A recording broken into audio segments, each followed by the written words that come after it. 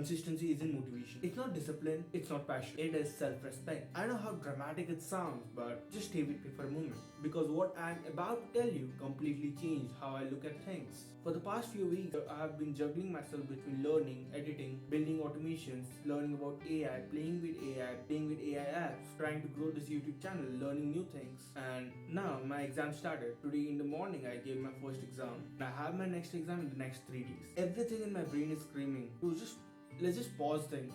Let's take a break. Come back after exam. No one is going to notice it. But there's something wild that I noticed. I noticed a pattern. This same sentence, I have repeated it several times over the past few years. I've had this exact same conversation even in the past year, in the past semester, and even before that. Every single time the exam session hits, I tell myself, after this, I'll be getting back on track. After this, I would be consistent again. And you know what happens? This gap gets bigger and bigger and bigger. The comeback gets harder. And the person that I was trying to become, he started looking at me as if I was a stranger. I used to post on my Instagram, but last semester during my examinations, I did not post for six weeks. And when I came back, it felt like starting from zero again. Not just algorithm, but my own brain has forgotten what it felt like to create. I was actually going to do this. I think I was going to do the same even this time, but I made a decision. Not again. Not this time. And this is not because I'm some superhuman or I found 10 extra hours this time. No, the simple reason is that I realized something that nobody really talks about. The biggest part about consistency isn't exactly the time, and it's not even the lack of motivation. It's the lies that we tell ourselves. I mean, we all have that one favorite line, right? Well, mine, I'll start it after the examinations. I'll go full flaze. I'll go with newfound focus, newfound energy, newfound everything. Maybe yours might be something like I'll get consistent after the examinations. I'll be consistent once things calm down, or I'll start taking things seriously once I figure it out. But here's the thing, things never calm down. Life doesn't care about the schedule, and there's always going to be something, always. Right now, it's the examinations. Next month, it will be the new semester. Then lectures, more lectures, vivas, mood codes. You get the gist of it, right? And I have noticed this pattern in myself. Every single time I use this excuse, I'm not actually planning to come back. I'm giving myself the permission to quit at something without actually calling it quitting. Because taking a break, it sounds responsible, but pausing it for examinations? Now that sounds mature. But deep down, I think I'm just scared. Scared that if I try both things at once, I might fail at both. Let me tell you about something. A month back, I was working on this awesome AI automation idea that I got, and then suddenly the mid-sem hit, and I was like, okay, let's just complete examination and then I'll get back into it again. When I actually opened it today, after a whole month, I remembered that I had an unfinished task, and when I opened it, I'm blank. I don't remember what I was actually building, and now I need to spend a lot of time on it to understand what was going on. All the momentum which I had, it's gone. And then it hit me. It's the gap that kills. It is not the pause, it is the gap. Because every single day that gap exists, your identity shifts a little bit. You go from I'm someone who builds to I'm someone who used to build. And you know what's the scary part? You don't even notice it. You don't even notice it happening. Yesterday, I'm sitting on my desk. It's 11 a.m. I've got 4 units to revise. I'm studying a video idea I have been ignoring, an automation idea which I have written on my board or a piece of paper and stuck it there, and this AI project on my Notion board just sitting there, having a sauna in itself, and I'm spiraling, right? Like full on overwhelmed mode. So I do what I always do when I feel overwhelmed. I grab my notebook and I dump everything there. Every single thing, every task, every anxiety, I should have done this. And here's what I wrote. Record and edit the YouTube video, work on AI app feature, plan next video, prepare for your examination, listen to the new library I have been putting on. Now I'm just looking at it and I'm like, there's no way, I'm cooked. But then something shifted. I asked myself, am I overloaded or am I actually overwhelmed? Because there's a difference.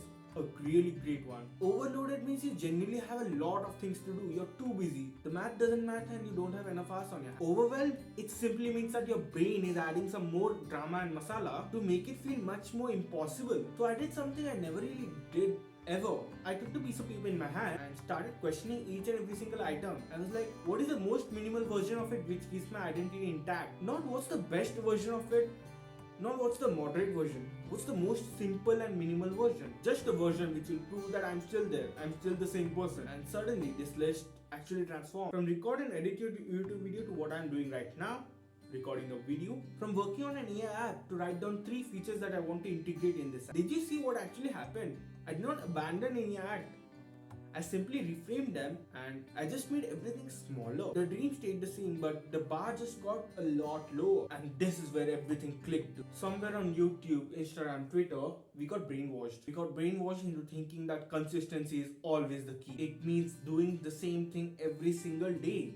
Every single time, over and over again. Post every single day, code every single day, learn every single day, create every single day. And if you miss a day, you failed. Simple as that. But that's just wrong. That's not what consistency is. Consistency isn't a frequency. Consistency is keeping your identity alive, intact. If you're a creator, you don't really need to create every single day. You just need to create so regularly that when someone asks you what do, you can answer without hesitation that you're a creator or you create videos. If you're building something, you don't need to code every single day for 8 hours straight. Nor do you need to prompt every single day for 8 hours straight. You just need to engage with it enough that the project actually feels yours and not someone else's. Not like an abandoned thing that you used to care about a lot. For me, during this exam season, which means not regular weekly uploads, not regular interaction, not some perfect content calendar, not burning myself out. One video that says, I'm still here, I'm still creating, I'm still out there, I'm still that same person. This video that you're watching right now, this is that video. It's not my best work, I agree, and it's not even the most polished one, but it's proof. It's proof to myself more than anyone else. And here's what I have realized. The people who actually make it, the people who actually build big channels, successful projects, successful anything, they are not the most talented ones. They are the ones who simply never let the gap get too big. And they are the ones who actually did something smaller when they were unable to do the big thing. They are the ones who lower the bar but never lower the dream. So here's this exact system I have been using to ensure that I am consistent with everything during this chaos. 1.